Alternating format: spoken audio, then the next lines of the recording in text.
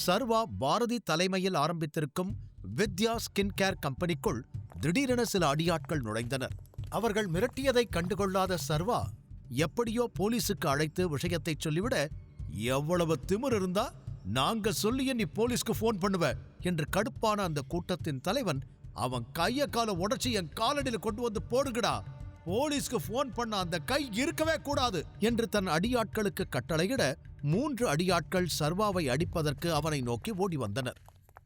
முதலில் வந்தவன் முகத்திலேயே சர்வா குத்த, அவன் பின்னால் சாயப்போக 2வது அடிக்க வந்தவன் மீது அவனை பிடித்து தள்ளிவிட இருவரும் கீழே விழுந்தனர். 3வதாக அடிக்க வந்தவன் காலை பிடித்து தூக்கிய சர்வா அவனை பின்னால் தூக்கி எறிந்தான். மீண்டும் 2வதாக அடிக்க வந்தவனை வயிற்றிலேயே குத்த ஆளுக்கு ஒரு புறம் விழுந்து கிடந்தனர். அடியாட்கள் மட்டுமல்லாது சர்வாவின் ஊழியர்களும் கூட அவனுடைய சண்டையிடும் திறமையைக் கண்டு அதிர்ச்சி அடைந்தனர். தன்னுடைய ஆட்கள் மூவரும் கீழே விழுந்து வலியில் இங்கும் அங்கும் உருண்டு கொண்டிருப்பதை பார்த்த அந்த தலைவன், ஆபீஸ அடிச்சு உடைக்க சொன்னாங்க, ஆனா இங்க சண்டை போட ஒருத்தன் இருப்பான்னு யாருமே சொல்லலையே என்று கடுப்பானான். ஆனால் இந்த வேலையை முடித்து அந்த பணத்தை வாங்கியே ஆக வேண்டும் என்ற கட்டாயத்தில் இருந்த அந்த தலைவனுக்கு இப்போது இதை பாதியோடு விட்டுச் செல்லும் யோசனை தோன்றவே இல்லை. அதனால், டேய், என்னடா மத்தவங்க எல்லாம் வேடிக்கை பார்த்துக்கிட்டு இருக்கீங்க, அவனை அடிங்கடா, எவ்வளோ தைரியம் இருந்தா நம்ம ஆளுக மேலேயே கை வைப்பான் என்று மீண்டும் கத்த, மீதமிருந்த அந்த மொத்த கும்பலும் சர்வாவை அடிக்க ஓடி வந்தனர். சர்வா இமைப்பதற்குள் அவனை சுற்றி வளைத்திருக்க இந்த முறை அனைவருமே பயந்து போயிருந்தனர். நிச்சயம் சர்வாவால் இத்தனை பேரை ஒரே நேரத்தில் சமாளிக்க முடியாது என்று அனைவருக்கும் நன்றாகவே தெரிந்தது. ஆனால் சர்வா பயப்படவில்லை. எந்த ஆயுதமும் இல்லாமல் இருந்தவன் முதலில் தனக்கு ஒரு ஆயுதத்தை கண்டுபிடிக்கத்தான் முயன்றான். அதில் தனது பேண்ட் பாக்கெட்டுக்குள் கைவிட அவன் கைக்கு சிக்கியது என்னவோ அவனுடைய பேனாதான். அதை கையில் எடுத்தவன், இதை வச்சு இவனுங்களுக்கு நான் யாருன்னு காட்டுறேன் என்று பேனாவை சுழற்றி கைகளில் இறுக்கமாக பற்றிக்கொள்ள, வெளியிலிருந்து சத்தம் கேட்டு வந்த செக்யூரிட்டிகள் சர்வாவை அடிக்க வந்த சிலரை தடுக்க முயன்றனர். ஆனால் மற்றவர்கள் சர்வாவை நெருங்கி இருக்க தனது பேனாவை வைத்து அவர்களோடு சண்டையிட ஆரம்பித்த சர்வா முதலில் வந்தவன் கைகளில் பேனாவை நறுக்கென குத்தினான். அதில் கத்தியை அவன் கைகளில் தேய்க்க அடுத்தடுத்து வந்தவர்களையும் பேனாவை வைத்து கிடைத்த இடத்திலெல்லாம் குத்தி கதற வைத்தான். கூடவே அதையும் மீறி அடிக்க வருபவர்களை வயிற்றிலேயே எட்டி உதைத்தும் கழுத்தை பிடித்து வளைத்து கீழே தள்ளியும் தன்னை அவர்களிடமிருந்து காத்துக் கொண்டான். சர்வா நன்றாக சண்டையிடுவதை பார்த்த ஊழியர்களுக்கு சற்று தைரியம் வர அனைவரும் சேர்ந்து அந்த அடியாட்களை அடிக்க ஆரம்பித்தனர். அது சர்வாவிற்கு இன்னும் வசதியாக போக அனைவரையும் அடி வெளுக்க ஆரம்பித்தான். ஒரு புறம் செக்யூரிட்டிகள், ஒரு புறம் சர்வாவின் ஊழியர்கள், இன்னொரு புறம் சர்வா என்று மாறி மாறி அனைவரும் தனது ஆட்களை அடிப்பதைக் கண்டு அதிர்ந்து போய் நின்றான் அந்த தலைவன்.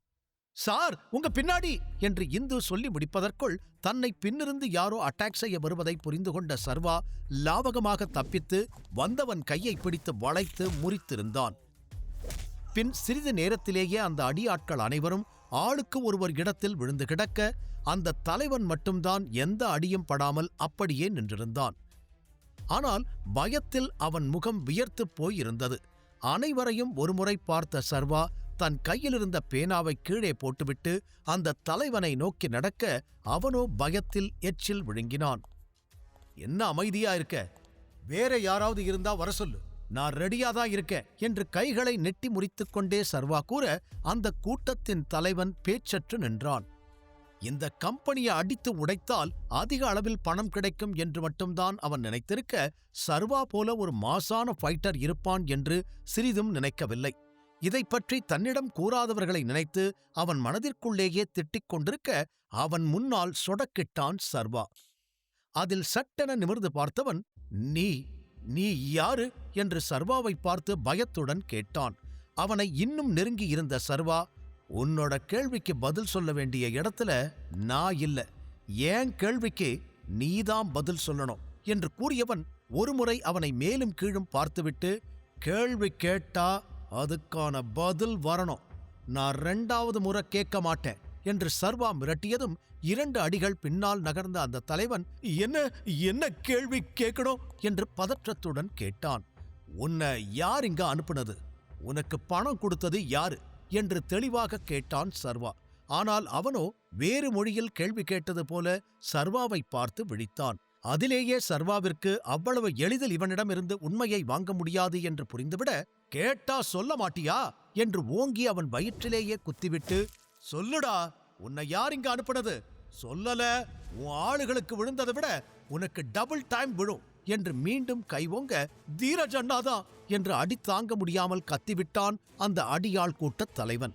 தீரஜின் பெயரை கேட்ட சர்வாவிற்கு ரத்தம் கொதிக்க ஆரம்பித்தது. நேற்று இரவு பிரவீனால் ஒரு பிரச்சனை என்றால், காலையிலேயே தீரஜ் ஒரு பிரச்சனையை ஆரம்பித்திருக்க, இதிலிருந்து இருவரும் சேர்ந்து தனக்கு எதிராக செயல்படுவதை அவனால் புரிந்து கொள்ள முடிந்தது.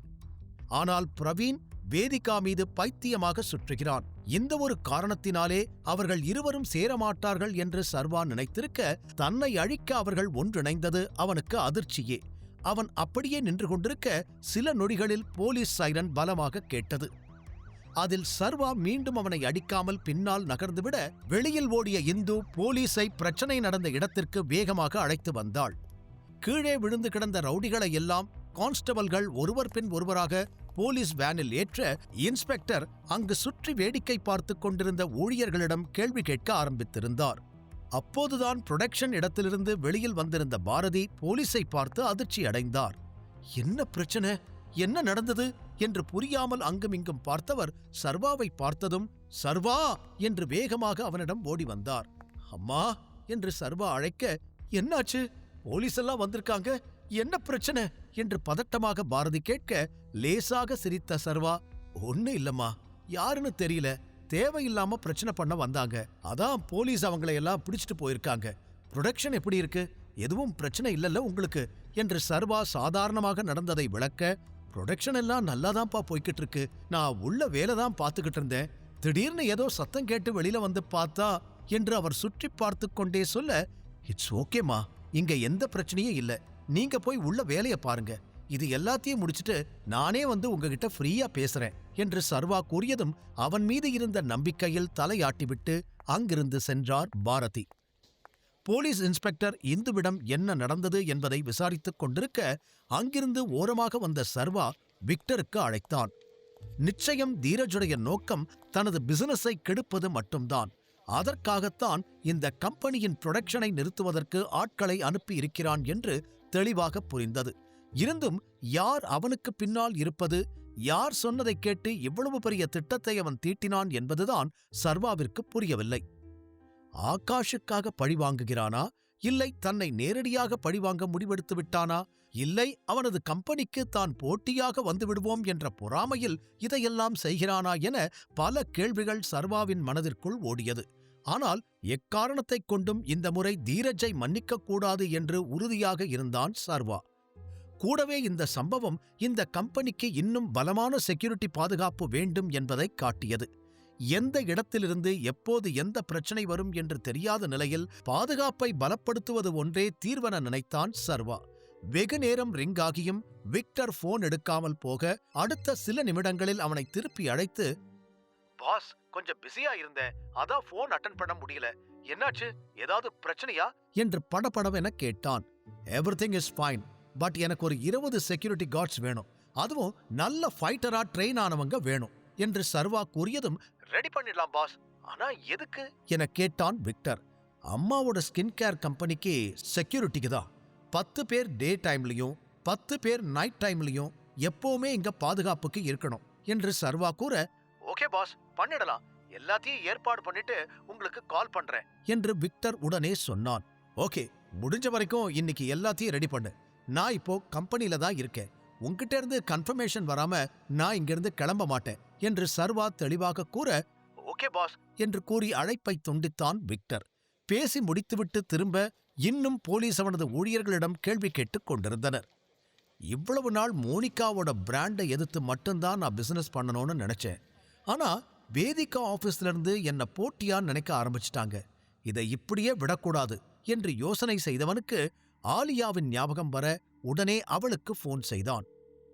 சர்வாவின் நம்பரை பார்த்ததும் வேகமாக அட்டெண்ட் செய்த ஆலியா, என்ன டைகர், சாருக்கு இப்பதான் ஞாபகம் வந்ததா, நேத்து மீட்டிங் முடிஞ்சதுல இருந்து கால் பண்ணவே இல்ல என்று அவள் கேட்க சிரித்த சர்வா, அதெல்லாம் ஒண்ணு இல்ல, நான் சொல்றத கேளு, நாளைக்கு ஷூட் பண்றதுக்கு நீ அவைலபிளா, உன்னை அம்மாவோட ஸ்கின் கேர் பிராண்டுக்கு பிராண்ட் அம்பாசடரா மாத்தணும்னு நான் சொன்னது ஞாபகம் இருக்குதானே என்று அவன் கேட்க, எல்லாமே ஞாபகம் இருக்கு. ஆனா எப்ப ஷூட் பண்ணணும்னு நீ சொல்லவே இல்ல. நாளைக்கு தான் பண்ண போறேன்னா நீ மீட்டிங்ல என்கிட்ட சொல்லி இருக்கலாமே. ஒருவேளை வேற யாரையாவது வச்சு ஷூட் பண்ணலான்னு பிளான் பண்ணி இருந்தியோ என்று அவள் சந்தேகத்துடன் கேட்க, நோ ஆலியா, நான் ஏன் அப்படியெல்லாம் பண்ண போறேன்? என்னோட நந்திதா நீ இருக்கும்போது உன்னை விட்டுட்டு வேற ஒருத்தரை வச்சு ஷூட் பண்ணலான்னு நான் நினைப்பேனா என்று சர்வா சிரித்துக்கொண்டே கேட்க அவளும் சிரித்தாள். பிறகு இன்னைக்கு காம்படிட்டர் கம்பெனியிலிருந்து பெரிய பிரச்சனை பண்ணிட்டாங்க. அவங்களுக்கு பதில் சொல்ற விதமா இந்த ஷூட்டும் நம்மளோட பிராண்ட் லான்ச்சும் இருக்கணும் என்று சர்வா கூற, பரவாயில்ல, இப்பவாவது உனக்கு சில விஷயங்களை சீக்கிரம் பண்ணணும்னு தோணுச்சு. அது வரைக்கும் சந்தோஷம். டோன்ட் வரி, நான் உன் கூட இருக்கேன். அண்ட் இந்த நியூ பிசினஸ் பத்தி என் ஃப்ரெண்ட்ஸ் கிட்ட எல்லாம் நான் சொல்லி இருக்கேன். அவங்களும் ரொம்ப ஈகரா வெயிட் பண்ணிக்கிட்டு தான் இருக்காங்க. பிளஸ் நீ ஏன் ஒரு ஓபன் சேல் ட்ரை பண்ண கூடாது என்று அவள் கேட்க, ஓபன் சேலா? செய்யலாமே என யோசித்த சர்வா முகத்தில் லேசான புன்னகை. அதுவும் நல்ல ஐடியா தான். பட் நாளைக்கு நீ ஷூட்டுக்கு ரெடியா? அத சொல்லு என்று அவன் மீண்டும் அதையே கேட்க, நான் ரெடிதான். டைம் பிக்ஸ் பண்ணிட்டு எனக்கு டீடைல்ஸ் எல்லாம் சென்ட் பண்ணிடு. அண்ட் சர்வா, நாம இதுல எவ்வளவு சீக்கிரம் ஒர்க் பண்ண முடியுமோ அவ்வளவு சீக்கிரம் எல்லாத்தையும் செஞ்சு முடிக்கணும் என்று ஆலியா யோசனையுடன் சொல்லி முடிக்க, ஓகே, நாளைக்கு வந்துரு, பாத்துக்கலாம், பாய் என்று கூறி அழைப்பை துண்டித்து சர்வா உடனே மாயாவிற்கு அழைத்தான். ஹலோ சர்வா சார் என்று அவள் உற்சாகத்துடன் அழைப்பை ஏற்க, ஹாய் மாயா, நீங்க இப்ப எங்க இருந்தாலும் உடனே வித்யா ஸ்கின் கேர் கம்பெனிக்கு வரணும் என்று சர்வா கூற, நான் இப்போ மீட்டிங்ல இருக்கேன், முடிச்சிட்டு வரவா என தயக்கத்துடன் கேட்டாள். உடனே ஓகே, முடிச்சிட்டு வாங்க என்று கூறிய சர்வா அழைப்பை துண்டித்துவிட, டைகர் சொன்னதை கேட்ட பிறகும் மாயா மறுப்பாளா? உடனே மீட்டிங்கை நிறுத்தியவள் சர்வாவை தேடி கிளம்பி வந்திருந்தாள். அனைவரிடமும் விசாரித்து முடித்த போலீஸ் சர்வாவிடமும் ஸ்டேட்மெண்ட் வாங்கிக் கொண்டு அங்கிருந்து கிளம்ப சர்வா தனது கேபினில் வந்து அமர்ந்தான். எப்படியும் போலீஸ் விசாரித்தால் அவர்கள் தீரஜ் பெயரை சொல்லிவிடுவார்கள். அதற்கு மேல் அனைத்தையும் போலீஸ் பார்த்துக் கொள்வார்கள் என்பதால் சர்வா இந்த விஷயத்தில் சற்று அமைதியானான். சில நிமிடங்கள் கழித்து அவன் அறையின் கதவு தட்டப்பட, கமன் என்று சர்வா சொன்னதும் இந்துவும் அவளுக்கு பின்னால் மாயாவும் உள்ளே வந்தனர். இந்து மாயாவை பேச விட்டுவிட்டு ஓரமாக நின்று கொள்ள, குட் மார்னிங் சார், நீங்க சொன்னதும் கிளம்பிட்டேன். ஆனா டிராபிக்ல வர கொஞ்சம் லேட் ஆயிடுச்சு. எல்லார்கிட்டையும் டைகர் ஆர்டர் என்று பேசிக்கொண்டே வந்த மாயா சட்டென தான் உளறியதை எண்ணி வாயை மூடிக்கொள்ள, பார்வையை மட்டும் உயர்த்திய சர்வா அவளை தீ என முறைத்தான். அதிலேயே டைகர் பெயரை உச்சரித்தது எவ்வளவு பெரிய தவறு என்று புரிந்து கொண்ட மாயா பயத்தில் நடுங்கிப் போனாள். மாயா டைகர் என அழைத்ததை இந்து கேட்டிருப்பாளா? தன்னை அழிக்க நினைக்கும் தீரஜை சர்வா என்ன செய்யப் போகிறான்? முழு கதையையும் கேட்டு மகிழ பாக்கெட் FM ஆப்பை டவுன்லோட் செய்யுங்கள். லிங்க் டிஸ்கிரிப்ஷனில் கொடுக்கப்பட்டுள்ளது.